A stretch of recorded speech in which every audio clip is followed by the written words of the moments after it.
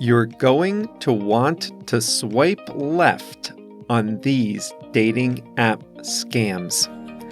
Hi there, everybody. Welcome to Plain English, where we help you upgrade your skills in English with current events and trending topics.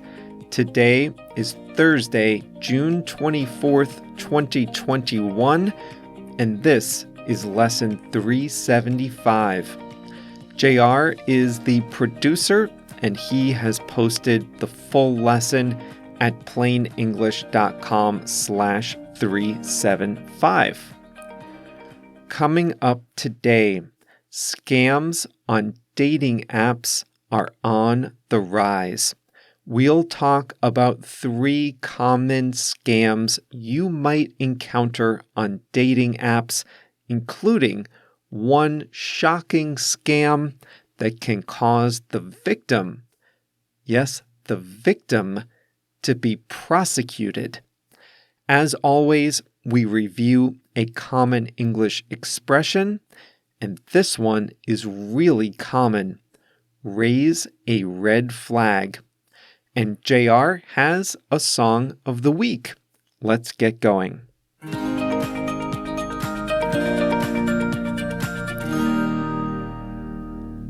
Scams on the internet are as old as, well, the internet itself.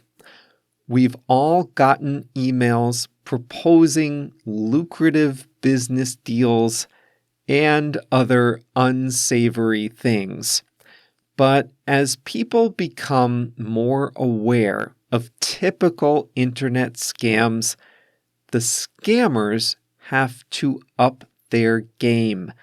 They need to work a little harder to cheat people out of money. And they are finding a lucrative new battleground: dating apps. There are a lot of different dating app scams, but we'll talk about 3 versions today. I'll give you 2 now and save the really shocking one for later.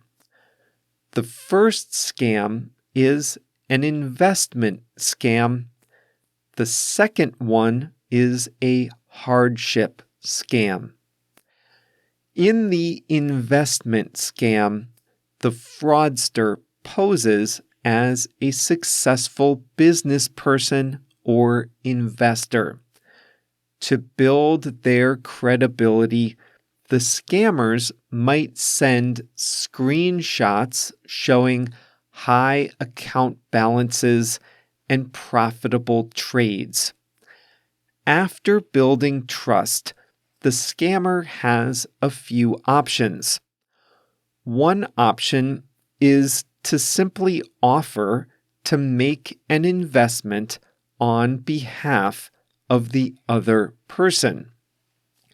Send me $2,000, the scammer might say, and I'll make an investment for you just like the one that was so successful for me. Since I trust you, I'd be willing to do that as a favor. You'll definitely make money, the scammer says. Another option is to pretend to have some short-term cash flow problems. If the scammer said he was a successful business person, he might say he needs $5,000 right away to avoid losing a customer, and that he'll get the money back in a few days. He's already sent bank balance screenshots showing a high net worth, so what's the harm? In both these cases, the money is gone as soon as the victims send it, and the scam usually ends there. Hardship scams can be a lot more dangerous for the victims. Again, after building trust for a few days or even a few months, scammers say they need money for some reason. A common example is travel. The person is from your city, but is temporarily living far away. The scammers might say they're serving in the military or, bizarrely, working on an oil rig. To get home, they just need a few $1,000s for the plane ticket. In other cases, the scammers say they are having a hard time paying for medical bills, or they're in legal trouble, or their car broke down, or any other reason they might need money right away. Hardship scams are dangerous because they can go on for a long time. The scammer can always invent another reason he needs just a little bit more money. And they're master manipulators. With enough practice, they know exactly what to say to make the victims feel bad and open their wallets. One victim from the UK said she lost her entire savings, £40,000, to a romance scammer. It started with a £500 veterinary bill and escalated from there. Another victim lost £115,000.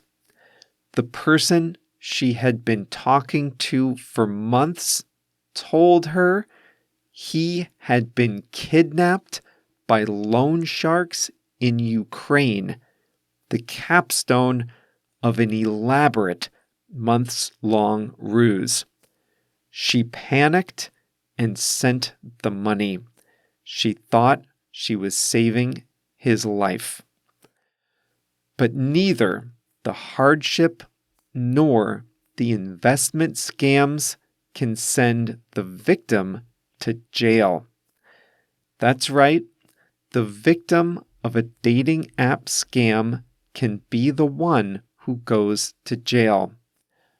The newest dating app scam makes the victim a mule. It's a way for criminal organizations to launder money. A criminal organization that needs to move money across borders wants to obscure the movement of that money as much as possible. So they find credulous victims on dating apps to move the money for them. Here's how it works. The scammer tells the victim that they need to transfer money to a foreign bank account. But for some bureaucratic reason, they're having a hard time making the transfer, maybe because they're overseas. So they ask the victim, "Can I send money to you? And you can then send it back to me, but to my other account." The victims don't think twice about it. It sounds like a strange request, but if someone sends me $5,000 and I send $5,000 back to his other account, the victims wonder, what harm is done? A lot of harm is done if that money is illegal. Banks have to follow strict regulations, and certain types of transactions raise red flags to governments or banks themselves. but the criminal organizations know what kinds of transactions raise suspicion. And they also know how to manipulate their victims into laundering the money for them. They convince the victims to move the money around in a way that will escape regulators' notice. But if the regulators do notice, then the victim can be charged with money laundering. One woman in Australia said she thought she was dating a U.S. Army official, but instead she was tricked into laundering over $150,000 in money for organized crime. The official told her he had inherited the money, but that he didn't have a bank account. He needed someone to hold the money for him. So he convinced the woman to take possession of the money and then send it to other bank accounts in smaller amounts. That woman wasn't prosecuted, but the Australian government says she could have been. Dating app scams of all types are on the rise, and the pandemic has made the problem worse for two reasons. One, people were stuck inside, isolated from their friends and support networks. That made them more likely to believe a scammer's story. They were craving interaction and love, and it was easier for scammers to play with their emotions. The other reason is that meeting in person, in public, is the first defense against falling for an online dating scam. But the pandemic provided a ready-made excuse for scammers to delay the first meeting. They could always say they were afraid of contracting COVID or that they were stuck outside the country and couldn't return home. Some even arranged to meet on a first date only to cancel at the last minute, citing a positive COVID test. The UK said romance scams are up 20% from prior to the pandemic. The US government tracks losses from all types of online scams. The numbers they report are certainly just a fraction of what is truly lost. Still, in 2020, the Federal Trade Commission said Americans lost $304 million to romance scams, up 50% from the previous year. The median loss was over $2,500. You might think it's just older people who fall victim to dating app scams. But the fastest growing segment of victims is people aged 20 to 29.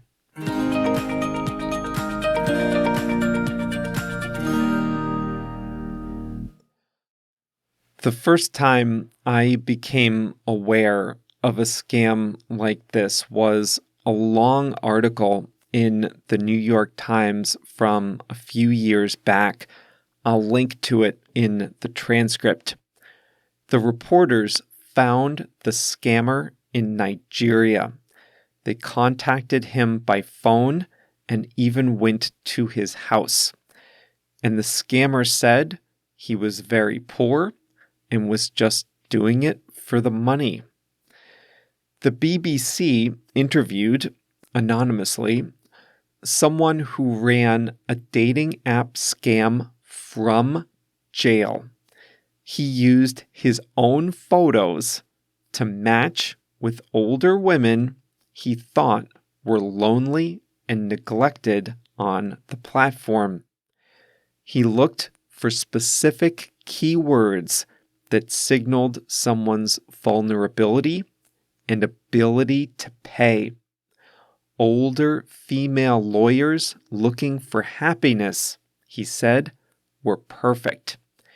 He convinced people to send him small amounts of money at a time, scamming at least one woman out of £10,000, just 100 or 200 pounds at a time. The shocking thing is that he said it was just work. He wasn't emotionally involved in this at all. To him, it was just about problem solving. How do I find the right target, say the right words, and then ask for the money?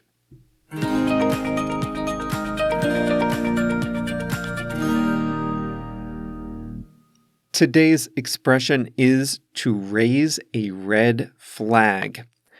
A suspicious or unusual activity raises a red flag if it causes you to worry. I'll give you plenty of examples, but the thing to keep in mind is that it's an activity, not a person, who raises a red flag. In today's lesson, we were talking about the money laundering scam on dating apps. Criminal organizations need to move money around the world, but they know if they just sent large amounts directly to their destination, it will raise a red flag. So instead, they have people on dating apps send the money in small amounts and via gift cards. If they send the amounts directly, it will raise a red flag. It will cause banks to be suspicious. Banks analyze transactions every day, all night. They're looking for unusual movement of money. They have to. It's the law. So if you need to move $100,000 of illegal money every week, you can't just send it in one transaction to the same account every time. That would raise a red flag with the bank. The bank would see that and become suspicious. They would freeze your account and report you to the government. That move would raise a red flag. So instead, the fraudsters have Jane Doe of Anytown, USA, send the money in smaller amounts in different directions. That is less likely to raise a red flag if it's coming from an ordinary citizen and if the amounts are smaller. And that is how criminal organizations use unsuspecting dating app users to launder money. Notice that it's the activity, not the person, that raises the red flag. I run an online business. If someone tries to log into my site unsuccessfully hundreds of times, that raises a red flag and the account is automatically locked. Trying to log in too many times raises a red flag. It's a behavior that makes me suspicious. I don't want someone trying to break into another person's account So I have software that detects this activity. The activity raises a red flag. I've mentioned in several lessons that the housing market is very competitive these days. Prices for detached homes in America and Canada are high. Sellers have all the leverage.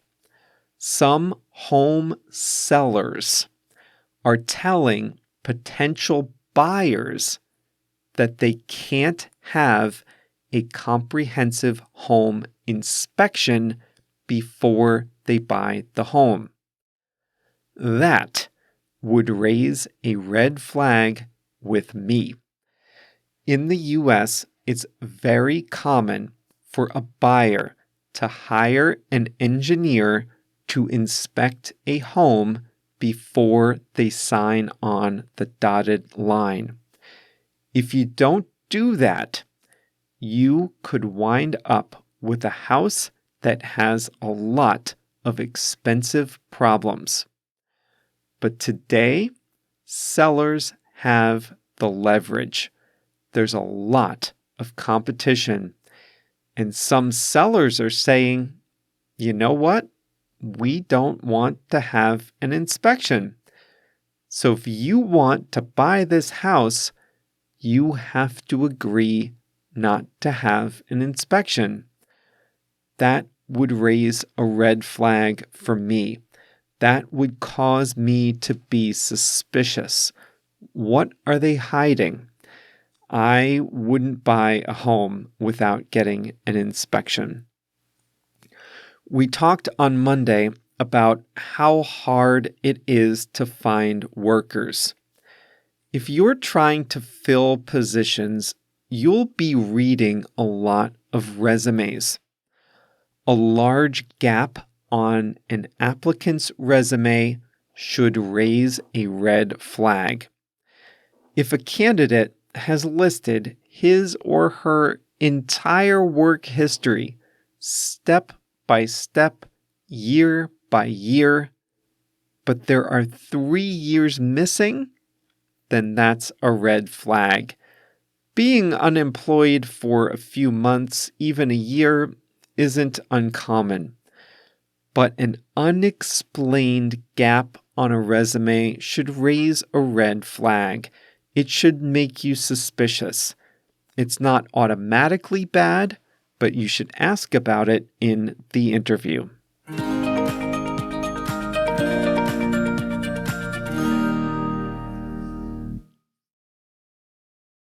JR has a song of the week for us today, just like he does every week. Today's song is Kauai by the artist Blanco White. The song is about a bird called the Kauai, which used to live in Hawaii but is now extinct.